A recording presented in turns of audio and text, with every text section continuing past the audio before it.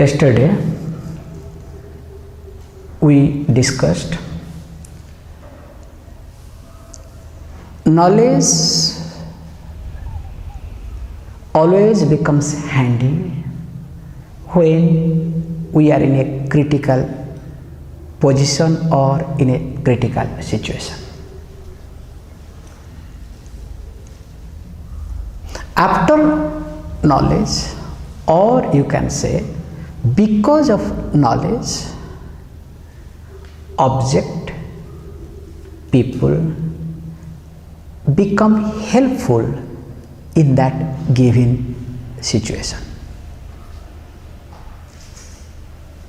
We made it very clear yesterday. Now question may arise.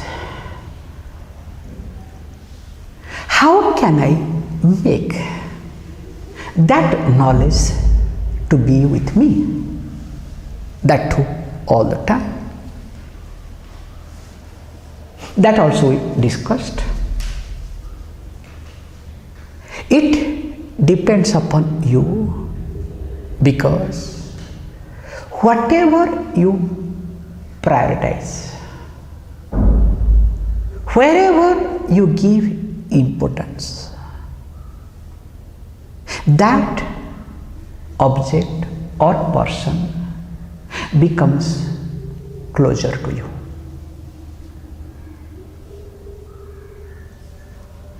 So if knowledge becomes your priority, if knowledge becomes your target,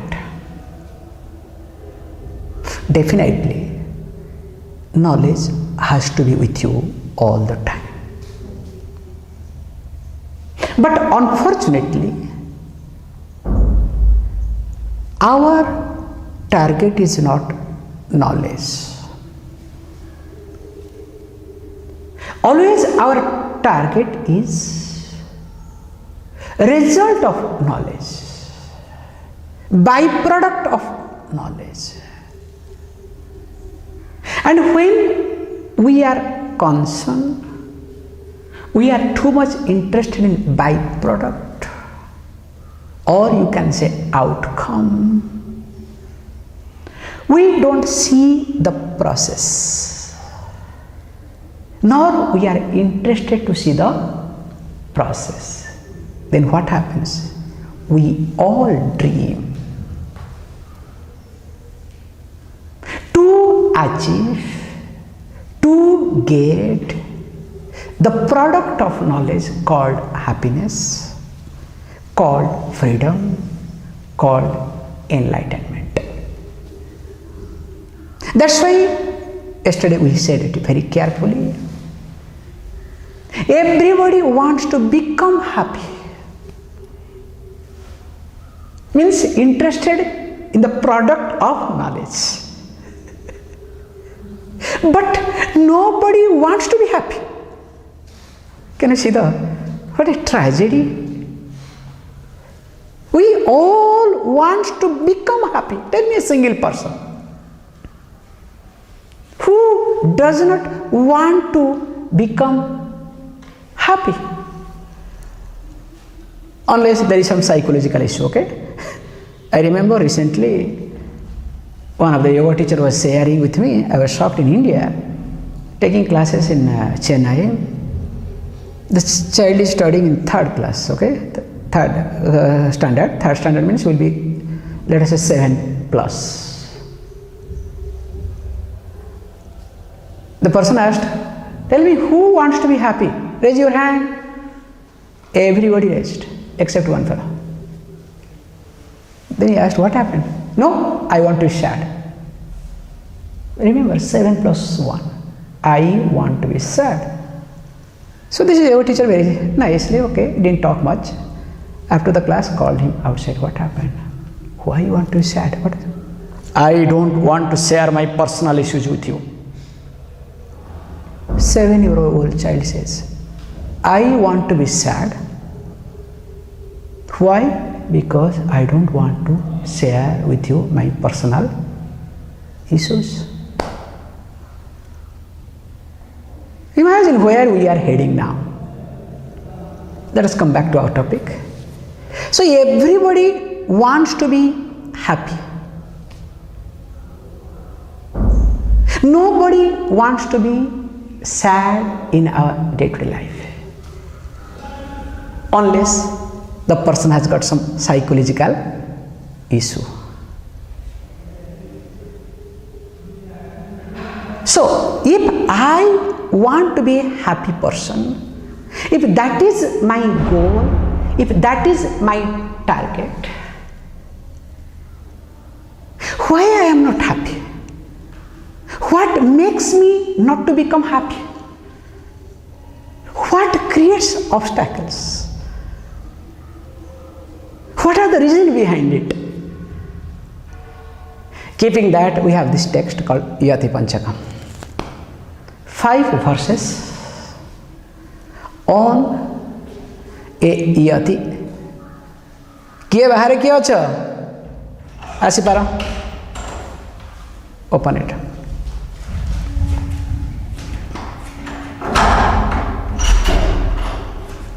As with us. Close it. Basant bote. No, say it. No, please. Tapra basant. Tapra basant. Basant opera. Good. So we have 5 verses on a Yati. Yati means, very nice point we need to see. Yati means general word is called a saint, a mendicant. You can say a Swami. This is called general meaning. But we'll be seeing this particular 5 verses also called Kaupina Panchakam. We'll be seeing, because in every verse it will end with Kaupina Vantaha Khalu Bhagyavantaha. We'll be seeing the verse. It is also called as a Kaupina Panchakam. 5 verses on Kaupina. Do you know what is a Kaupina? Interesting thing to know. Kaupina is very simple thing. What in English called lion cloth. So what does it mean? Generally a Swami, a Yati, you can use the word Yati, we'll see in details, to cover one's own private area, just takes 2 pieces of cloth, ordinary cloth lying down somewhere, just not like this, okay? These are the sophisticated. So we are sophisticated people, I'm sorry. Just 2 pieces of cloth somewhere falling down. One we tie down here, other one we just cover it. That's any ordinary cloth. In fact, technically I'm telling you openly, just I'm telling you, this is the truth now. I have also changed myself. Especially we follow certain tradition, especially when I go to temple, you might have seen, I don't use any stitched dress, not allowed.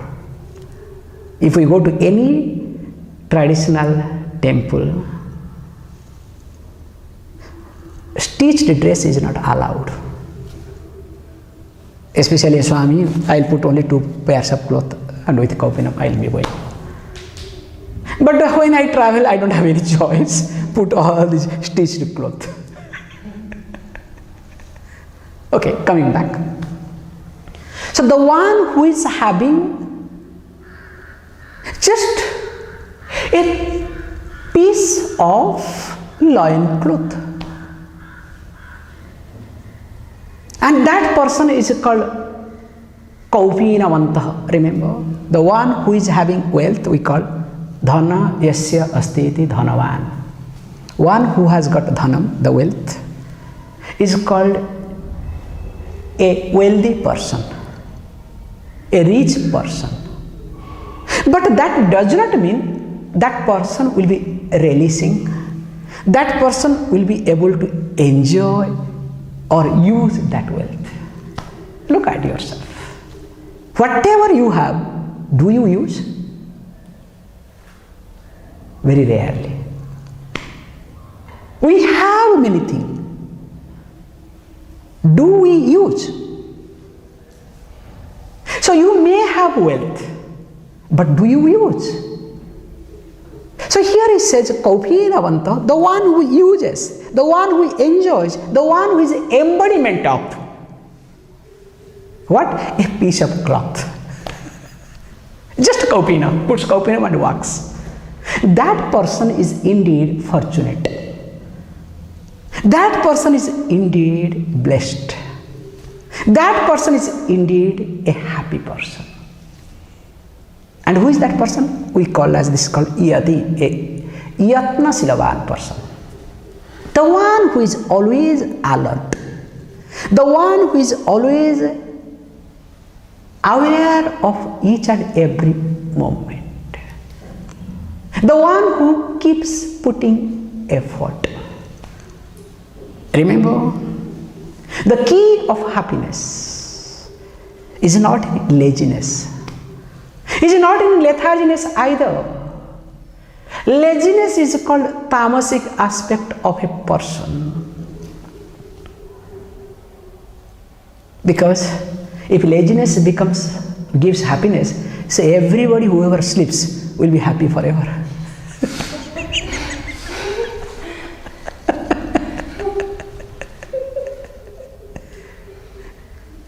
Yes, maybe that is some alternative. It's like, when you are tired of everything, what to do? Drink some alcohol and sleep. To forget the world, forget everybody. But is that solution? But you can be happy being alert. In fact, I'll say that time you are unhappy when you are not aware of the situation. And in result, you take people for granted. You take situation for granted. You take anything and everything for granted. Then what happens to you? To solve that issue, to solve that situation, you waste all your energy. What we discussed yesterday also. What you started, wherever you were 10 years back and now, have you really grown up? Just see yourself. 10 years back and now, do you see the growth in you? 10 years, remember, it's a big time I'm giving you. If you continue in any company, anywhere for 5 years, more than 5 years, you evaluate. In fact, every year if you don't get increment, after 6 months you think how to put the paper. It's a very simple logic. I'm giving you 10 years of your time. Have you ever evaluated? Have you seen the growth in you?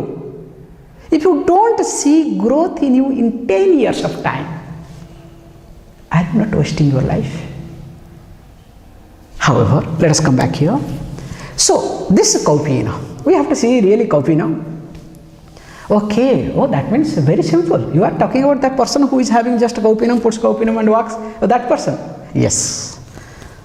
I'll tell you. I'll give you 2 examples. Whoever puts Kaupinam need not be a fortunate enough. A fortunate one can choose to put Kaupinam. Remember this. Because somebody is putting Kaupinam, just a piece of cloth to cover, need not be fortunate. How? I'll tell you. Beautiful example I'll give you. It's a very traditional example we have. There was a Swami who was having a Kaupinam. Okay? Nothing. Complete nothing, only just. In fact, he had 2 pieces of Kaupinam. That's all. One he puts and one he takes bath, dries it, again put it. That's all. Nothing else. Staying somewhere. What happened? Rat. Rat made hole in wrong place. The small piece of cloth, remember, and in the wrong place there is a hole. Poor Swami, what to do now? There is nothing with him. So he was really worried. How to protect my Kaupinam?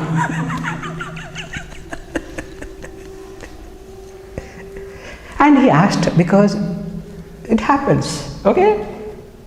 This is called many people. When you are confused, you do not know what to do, you ask somebody suggestion. Hey, before asking suggestion, you should see whether it's right person or wrong person. Are you not supposed to think of? No. Whoever is in front of us, whoever is convenient, whoever is familiar, you understand that? Whoever is going to give you very, what you call, palatable advice, you ask for. Unfortunately, this is Swami or this Kaupina, the Hari person, asked this question. How to protect my Kaupina? So there was a person, he said, very simple. Because a rat is eating away, yes, keep a cat. If you keep a cat, rat will run away. It's very simple. Okay. चूहा के बाद बिराड़ी आ गया, बिल्ली आ गया. So after the rat, now cat comes. Because being a Swami, he did not want to give non-veg food to the cat. It is not right, because in the ashram atmosphere, so should be a vegetarian. What to do? How to manage this cat? Cat wants something to eat. That fellow doesn't eat anything, because the cat will not eat vegetable and other things. Somebody said, don't worry, do one thing, get a cow, because cat can eat milk, drink milk. So get a cow. Now cow came in, and to manage a cow is not a joke. So you have to get somebody. Then that person comes few days, goes away. When goes away, it's a mess, it's not a joke. Clean the cow down, clean urine, take bath, give the bath to the cow. Appa. This is a very complicated process. Okay, what to do? Somebody suggested, Swami, don't worry. You do one thing, all the problem will be solved for one decision. Now what is that? Get married.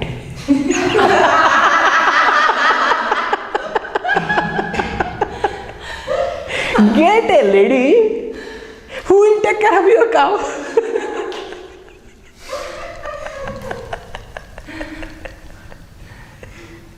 So we say very nicely, Kaupina Sarangshanartham. In order to protect Kaupina, what did this person do? So because you have a Kaupinam, please understand, because you only put Kaupina, that does not mean that you are a fortunate person. I will give you another example. This is a rich example we have in our teaching tradition. Even if you don't have a Kaupina, but if you have knowledge, you are much better than a Kaupina, the Hari person, the one who is having Kaupina. The best example goes about Janaka, a great king. In fact, Janaka happens to be father of Sita, who was a king at the same time was believed to be an enlightened person, man of knowledge, whose teacher was Ashtavakra. So if you come across Ashtavakra Gita, it's very nice to go through. So this Janaka used to listen to the discourse of, says Ashtavakra. Ashtavakra every day used to wait for Janaka. If Janaka the king comes late, he will wait. Whereas so many other disciples will be there, the two Kaupinadhari, all the renunciates, okay? They don't have anything, only Kaupinam. But Ashtavakra will not bother. Only will look for king. Once king comes, he starts giving discourse. Then all these Kaupina fellows, I'm sorry to say fellows, okay? Great. They started gossiping. Look, Ashtavakra such a great sage, he doesn't have respect for renunciate, but he has respect for king. That means money, respect. So he's, after all, he's not respecting our renunciation, but he's respecting money and wealth. Look, we all are sitting, but he doesn't start class. He's waiting for king. Once king comes, he starts class. This rumor reached to Ashtavakra. Ashtavakra said, okay, we'll see something to be done. One day discourse is going on. One messenger came and talked to Janaka. Something whispered, Janachara, but was interested to listen to. After 20 minutes, another messenger came. Something whispered.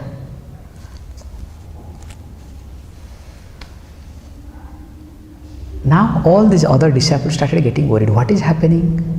One after another messenger never happens. And he is saying, third time when it came somebody, from a distance, person was trying to say something. Then one of the person asked, what happened? Why? No, actually, there is a fire inside the palace.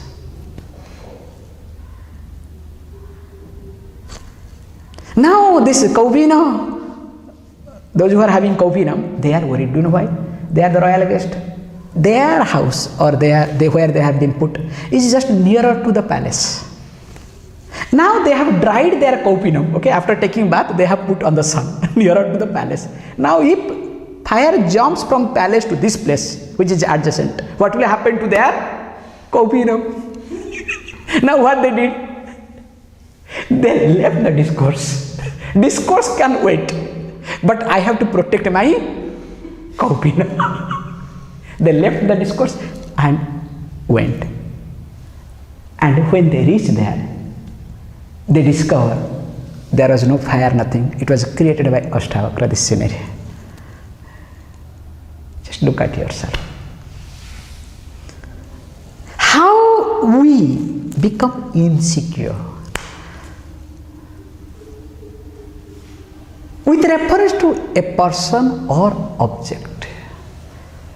Even if you don't have anything, sometimes some people they say, I don't have nothing. That nothingness is your pride. You depend upon that nothingness.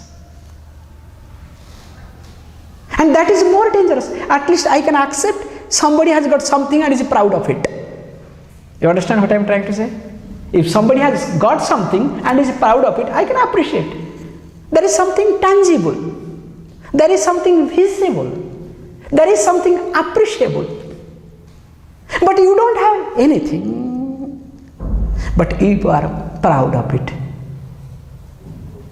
Each and every time you announce the word, I have renounced. Who asked you to renounce? Did I ask? Did anybody ask? So if I announce my renouncement, I have not renounced anything either. So here we are talking, that person is a Kaupinavantaha. That person is indeed fortunate person who is having just a piece of loin cloth, who is enjoying that he is having a Kaupina. Not he who is deprived of anything in this life. Can you see this point? We all, look at this point. Try to derive some type of happiness comparing ourselves with others. Our happiness, common people happiness, is always based on comparison based happiness. We derive some type of happiness, some type of fulfillment with comparison. Have you ever observed this point? Especially in India we have beautiful concept, other countries doesn't have. Our here power fluctuates a lot. So when power fluctuates, what do? We don't see our house. First we see the neighbor. Whether that fellow has having power or not. If that fellow doesn't have electricity, also I don't have electricity, no problem. But that fellow has, I don't have. That's a disaster. But another case, suppose I have, but that fellow whole area doesn't have, I become happier. Get the point? The dress that we put, the job that we have, the vehicle that we use, The children that we have, because I notice especially in India, all over the world it is there, don't worry. In India, I say, whenever I go to anybody's house being sing a Swami, they'll say, child, can you sing a mantra? Can you chant a mantra? Means to impress Swamiji, okay? To prove that you have something what others don't have. So our happiness, coming back to the point, our happiness is always depending upon comparison. By comparing, we derive some type of happiness. Now tell me, is it healthy? I am not here to say whether it is right or wrong, that's not my point. Is it healthy? We have been brainwashed from our childhood. Happiness comes when you are superior. The superiority complex in you makes you, gives you happiness. That is what we have been taught from our childhood. I started this thing with my siblings. Started from there. With my close circle. Started studying with others. When I started studying with other children, I want to be superior. And finally, in a relationship, that is the worst thing to happen nowadays. I want to prove that I am superior, better than you. And that is what common people happiness. More I make myself superior, please understand. The more I make myself superior, the more I am happy. This is common people thinking. The more I am inferior, the more I am being put down by others or situation, more I am unhappy, miserable. This is common people thinking. I am making it very clear. The more I am put down, the more I am inferior by others or situation. It can happen by others or situation can corner you. The more you become miserable, the more you become unhappy. If that is the case, you need to really spend a lot of time with yourself to understand what you are doing. Here, we are talking about that Yati, which was the tradition. I remember in Rishikesh, northern part of India, which is the hub of sadhus.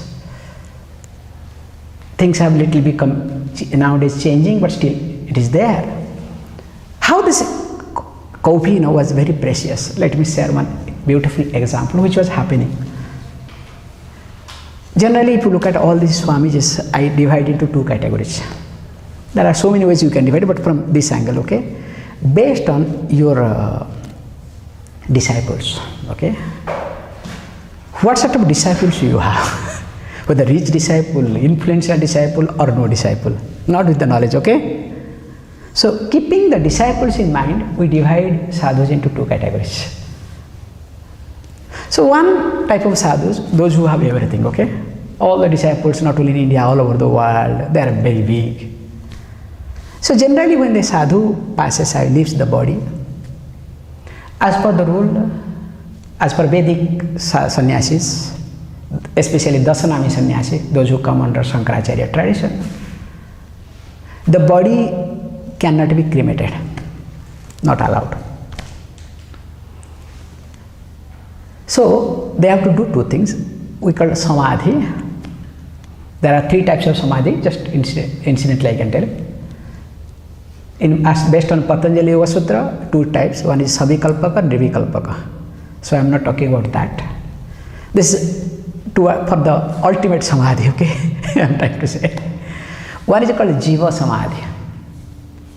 Jiva Samadhi means when you are alive, you decide to get into the underground. There is a process, there is a technique, and you can be inside but still you will be alive. After few years, people have come out. After hundreds of years, they come out and they talk and they have lived. After 100 years. And this Jiva Samadhi concept is very much predominant, especially in South India, in Shaivism. There are places in Tamil Nadu, especially in Chennai, also is there. One place. There are two places they say, but one place definitely. In fact, many places are there, I can say. Just incidentally I can tell. Mylapore temple, that Ambal means the mother, is on, says Augustus Jiva Samadhi. How and why I can say, as you know, you might not be knowing, I highlight this thing. Any religion to spread has to be violent. Without violence, no religion has spread it. And India has gone through a very tough time. Especially when the Britishers were there. Not only they loot away, also religiously they did big damage. So there is a place called St. Thomas, which happens to be one of the monument called heritage. I don't know why they have made it. It's a crazy idea in India. Invader comes, like you come and we are here and we invade and we don't leave this place and we create something here. Then after that they force us to leave. Then after that they make a monument. Oh, Romanian group came, this is a monument for Romanians. How ridiculous is this? However, here, St. Thomas, that place was Kapaleshwar temple. Beautiful place it was. These people, they wanted to destroy, they wanted to make the church there. They made the church.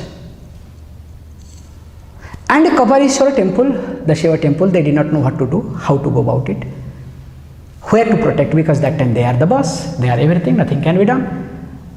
Some of the great people, they said, best thing is, put this temple inside the premises of Jiva Samadhi. Because inside the Jiva Samadhi means the person who is alive inside, okay? That power nobody can touch. Astrally can destroy anybody and anything. Also can give you whatever you want. Power is extremely powerful. That's why Kapaleshwar temple was being removed from St. Thomas to present Mylapore, called Kapaleshwar temple. This is the concept. Okay, what I am trying to say. One is called Jiva Samadhi. Second type of Samadhi called Bhu Samadhi. After death, a Swami's body is being buried on the ground. We see many Bhu Samadhis. Another called Jala Samadhi. So the body is being put in the water, especially Ganges. So there are three types of Samadhi. For a rich Swami, when Samadhi is being given, you know, elaborate. People all over the world come. There will be nowadays live telecast will be there. Every news channel will highlight. This is the great thing. But other part I am just trying to, which I have seen also. The renunciate. But doesn't have any disciple, because having disciple or not having disciple has nothing to do with knowledge, remember. It has got something to do with our prarabdha. Means prarabdha means my previous karma, previous life's karma. Suppose if I have many disciples, I am very popular. It has nothing to do with my knowledge, please understand. I am very clear. It has got something to do with my previous janma karmas. So also, here, this Swami, when he passed away, few associates were there. They gave him Jala Samadhi, put his body in the water. After coming back, there will be a fight. Literally, there will be a fight. You know what fight? Who is going to take what? For a rich Swami, who is going to take ashram? You understand? In fact, they do fight when the Swami is there. All these rich Swami, they have to make a will, okay? Now there's a new rule started coming up. They have to make a will, where to go, what. When the person is alive. But in this case, after coming back, there will be literally a fight. Who is going to take what? Do you know what is the most precious thing they ask for? The first most precious things will be kaupina. Whatever he has used and left, who is going to take that? For that everybody will fight. Not what commanderu, not what cave he is having, not what wealth or whatever he is having. Nobody will be bothered about that. The kaupinam that he used, a piece of loin cloth that he used, is more precious than anything he had, what he had. That is called kaupinavantaha. That person is indeed fortunate, who is having just a piece of loin cloth, but who enjoys his life. How? Let us look at the verse. Do we have extra book for him?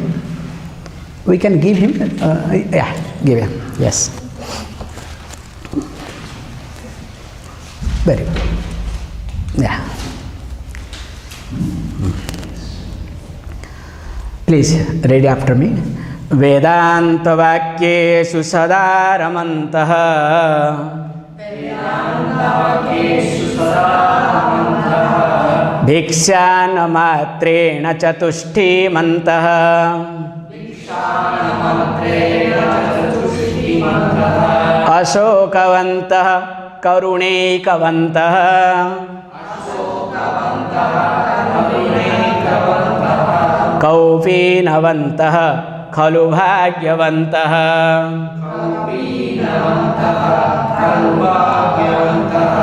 वेदान्तवाक्येषु सदा रमन्तः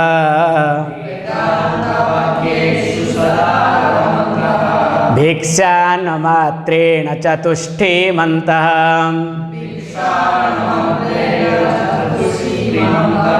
अशोकवन्तः करुणैकवन्तः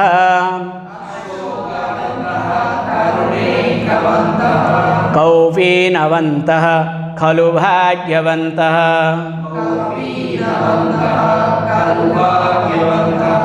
कौपीनवन्तः खलु भाग्यवन्तः.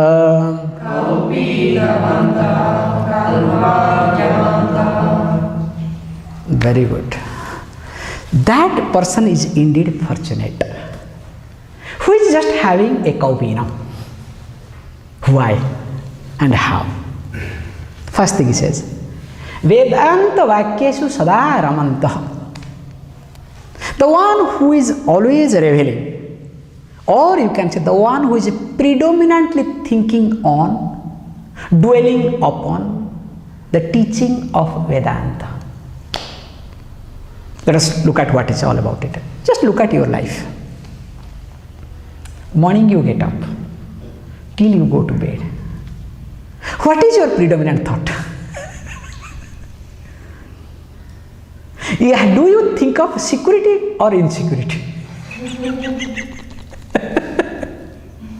Morning you get up with insecurity. Does it happen or not? Till you go to bed, you become tired and go to bed. Thinking of insecurity, you are tired. Not physically you are tired, remember. Mentally, you are destroyed. So, predominantly, your thinking is always upon insecurities. The more you think of insecurity, the more you will become insecure or not? Will it happen or not? It has to happen. You cannot help either. Because this is the truth, this is the reality.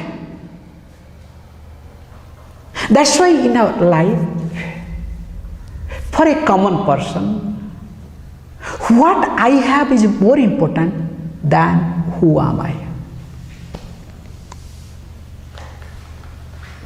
I have beautiful family. I have beautiful job. I have beautiful body. I have beautiful car. That is more important for me than who am I. That's why every moment, do I announce that or not? You can see for yourself. Wherever you give importance, that is being projected first. You can see for yourself. This is the truth, this is the reality. If my house is more important than me, what I'll do? In every talk, I'll bring my house. You know, my house is in this locality. You understand? Or my house is an independent house. Hey, look, 100 years back, everybody was having independent house. All over the world, only independent house was there. What is a big deal about it? But now in cities, to have an independent house is a luxury. You are somebody. And you call as a growth. Anyway, let me not criticize too much, okay? Let us come back to the topic. So, always we think of insecurities. We dwell upon the thought which will give comfort to us. Or you can say, always we dwell upon the object, the people that we have. But here is being highlighted. Vedanta Vakyeshu Sadaramanta. What is Vedanta here?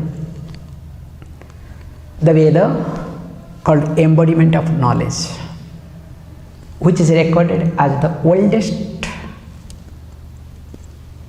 embodiment of knowledge by all over the world.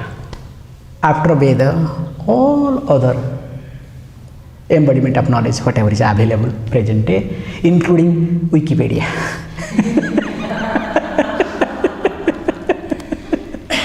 Okay? All are available later on. So when Veda is an embodiment of knowledge, based on the knowledge, we divide Veda into two categories.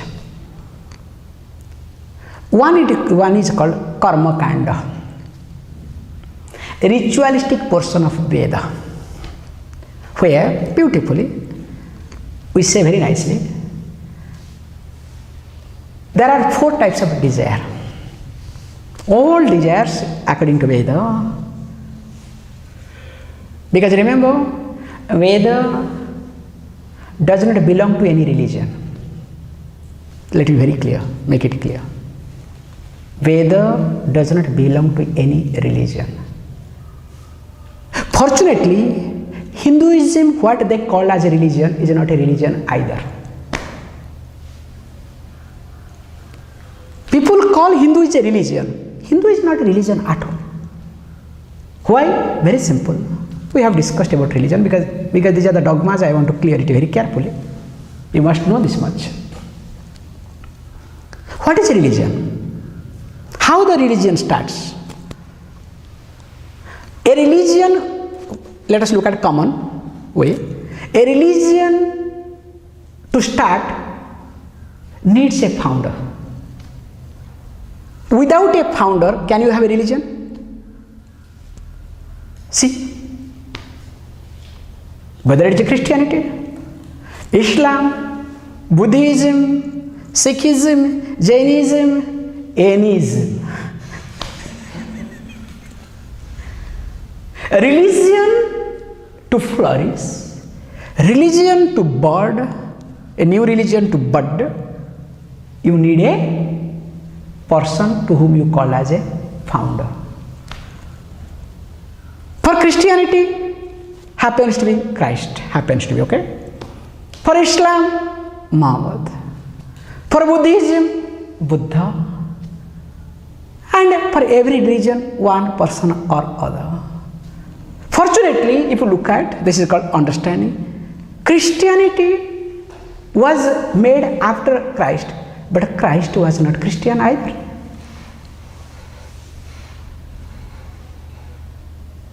After Buddha, Buddhism, Buddha was not Buddhist either.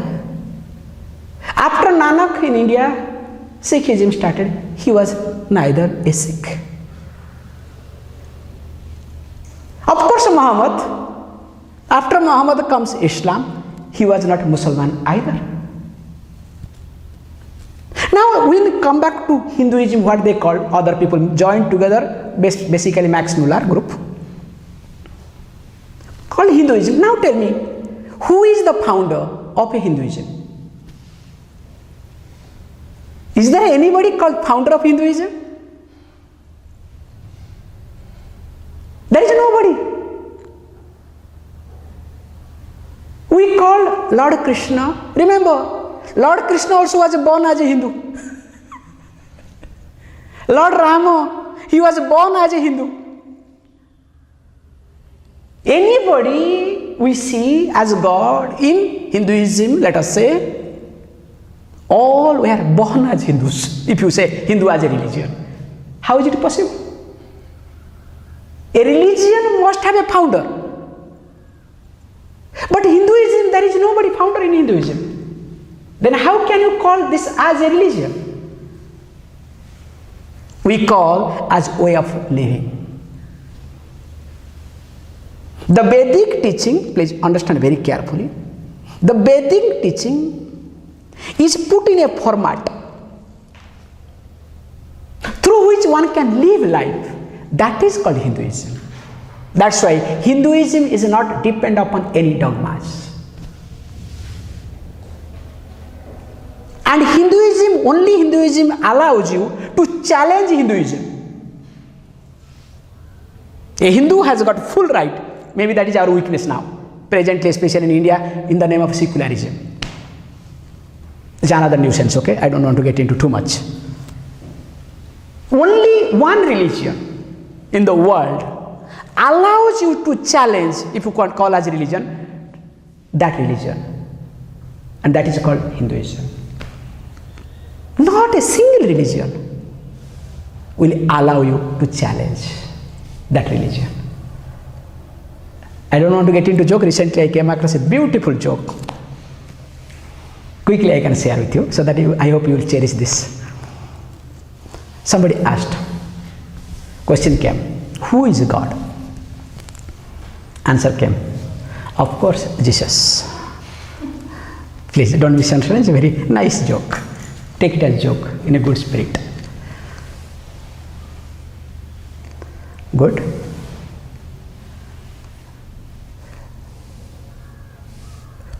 The next question is, who is Mary?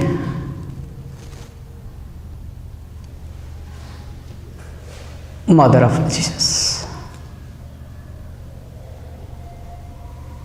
Who created Mary? God created. Who is God? Jesus.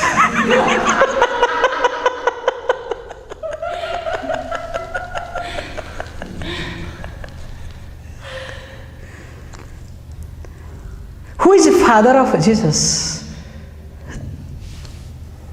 God. Where is he? In heaven. How many gods are there? One. Where is Jesus? In heaven. God is also heaven, Jesus also is heaven. So in heaven, do they have one chair or two chairs?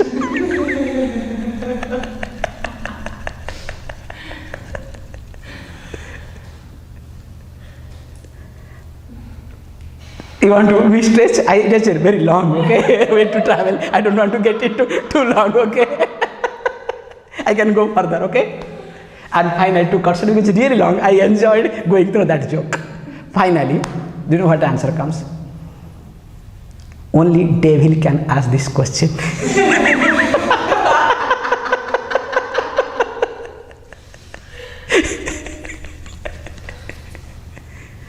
This is called religion. Don't really, I'm not telling you jokes. You go to any religion. Whether it's Christianity, Islam, Buddhism, of course, Buddhism is more fanatic. Remember that. They are the worst. Unfortunately, in India, we call Buddha as a part of Hinduism. We call as embodiment, incarnation of Vishnu. That is another aspect. I have got my own agenda to talk. However, please understand, a religion must allow us to grow out of religion. Religious practices is very good. All religion, I don't have any problem with religious practices. Whatever in Ethiopia, Somalia, or in Alaska,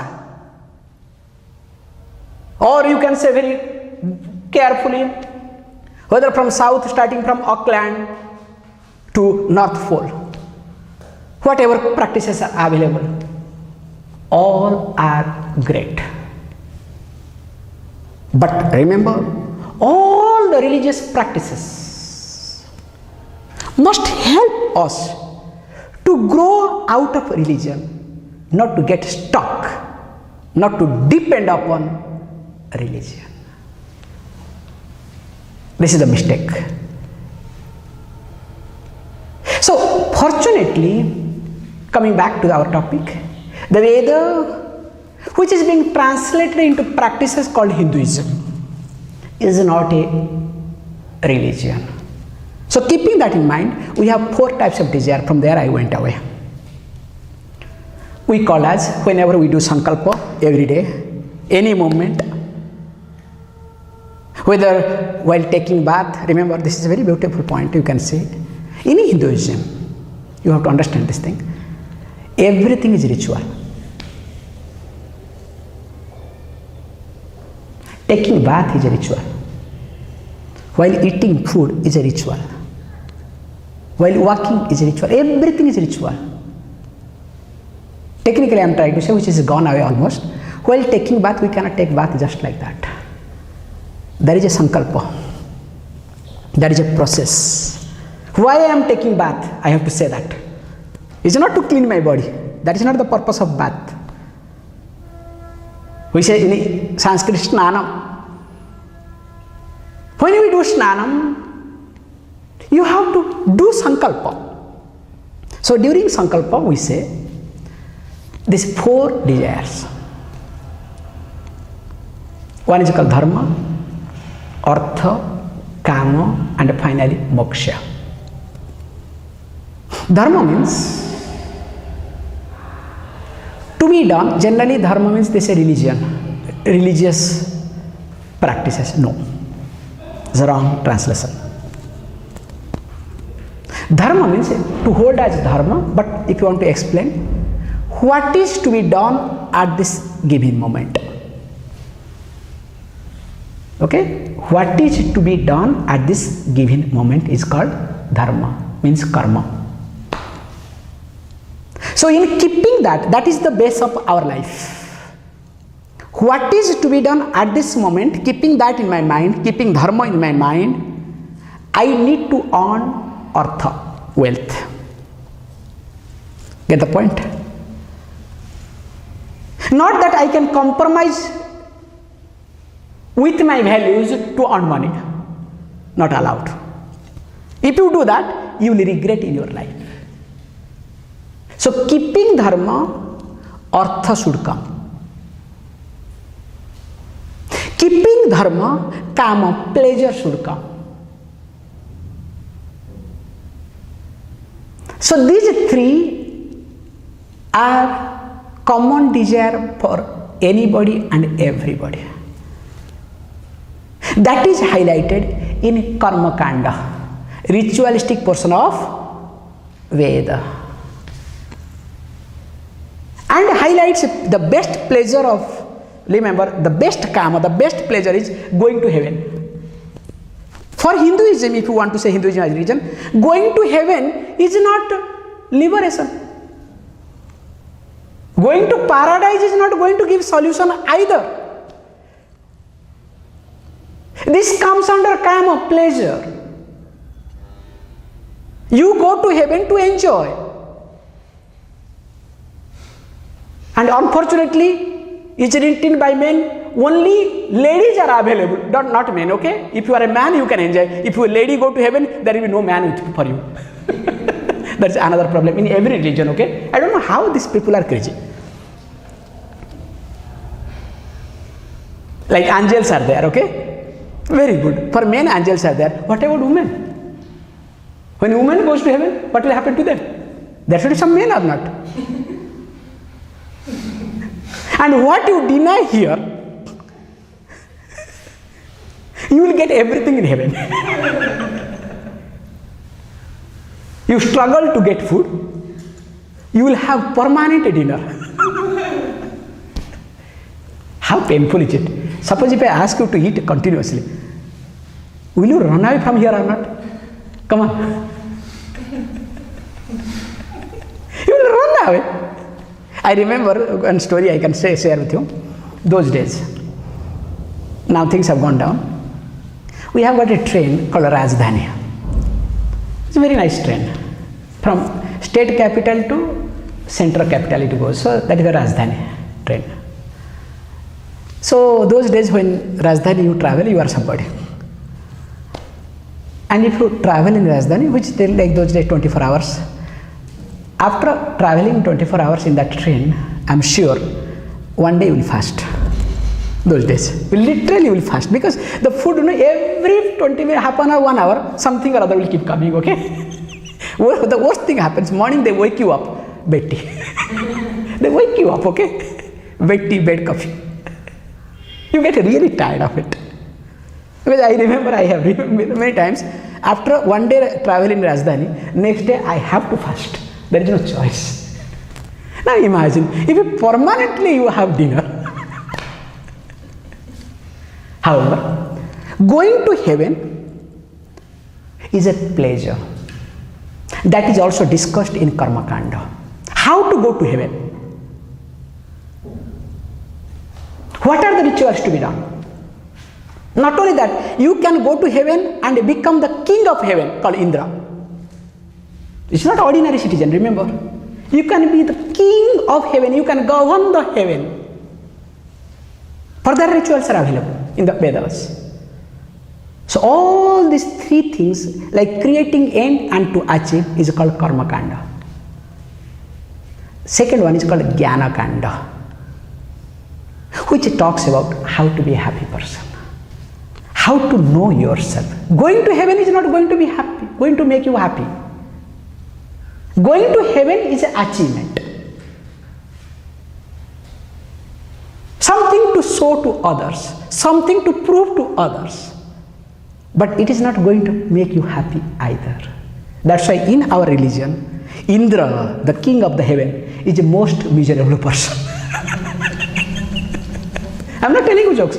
We say if anybody does penance, little longer penance, the first fellow who will be disturbed, Indra. Maybe my post will go away. Why this fellow is doing a lot of penance? Then what he will do? He will send all the beautiful ladies to disturb this fellow's penance. So what I am trying to say is, Dharma, Artha, Kama, these three desires, being highly discussed in Karma Kanda. So those who want these three desires to be fulfilled, they look at Karma Kanda. Whereas there is another one called moksha, liberation, freedom, happiness. Those who look for that desire, which is the base, they look for Jnana Kanda, which is called Vedanta. Because all the Jnana Kanda portion comes, the Upanishad part comes, in each portion of Veda, towards last. So Anta, Veda, Anta. So, which is called as also essence of Veda. So, here is being taught, Vedanta Vakyeshu Sadaramantah. The one who is always dwelling upon the teaching of the essence of Veda regarding myself, regarding happiness. Not how to become happy, but how to be happy. All the time, the person who is dwelling upon teaching of Vedanta, not dwelling upon insecurities. And more I dwell upon this teaching, the more teaching will be handy to me. It's very simple. If I am dwelling upon the teaching, you can see for yourself. One day you can see for yourself. Just one day, I request all of you. Dwell upon teaching. Come across any complicated situation, you will see, you will handle that situation in a very delicate and better way. Have you ever observed this? Just dwell upon few hours, you can see. Dwell upon few hours, somebody unexpectedly will come and shout at you. How will you respond? I am seeing also, now you can see for yourself. I am proud of it. Because your mental frame is for teaching now. The moment you came here, you saw a lot of mess. How sportingly you took it up, cleaned whole place. If it is any other case, will you do? I am sure not. Why did you do? Because in your mind, look, we have camp, we have classes. That is subconsciously running. Yesterday was running. If we don't make that thing, how can we enjoy the place? How can we enjoy the teaching? So, if the teaching is predominant in my life, definitely that teaching will be handy in my life. Okay, fine. If this is the case, how the person lives life? He says beautifully, Bhikshana matrena chothishtimantah, means if literal translation is what? The person lives with bhiksha, whoever whatever gives as a food. Not that is not, this is just a beginning. The one who lives whatever comes on the way. We'll see. Whatever you see, whatever you hear, whatever you touch or feel, you experience, you take it as a bhiksha, prasada. And what is all about it, we'll discuss after the break. Please close your eyes.